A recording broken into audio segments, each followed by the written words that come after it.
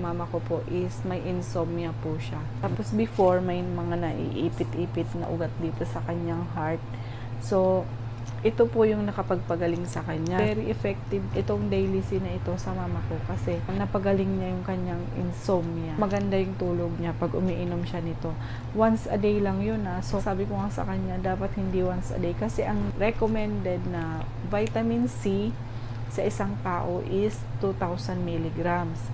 So, ito is 750. So, at least 3 capsule nito. So, sabi ko sa kanya, 3 capsule nito ang inumin mo para mas mabisa. Kasi kung isa lang, syempre kulang yun.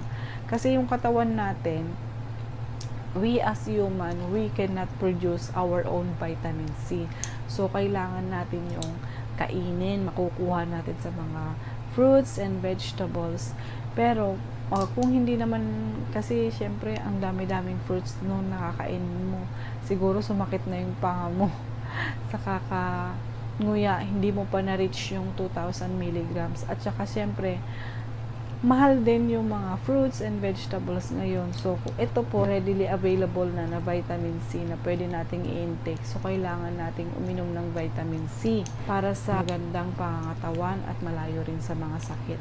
Ito po guys, is nakatulong po siya sa mama ko dahil yung mama ko may mga naiipit na ugat parang dito sa kanyang heart. Itong Daily C para maging maganda yung daloy ng kanyang dugo. Yung mga nagbabara dito sa kanyang heart is dumaloy ng maayos kasi may mga studies na talagang good ang vitamin C para sa ating heart, para sa pagpapaayos ng ating system, lalo na sa part ng dugo natin.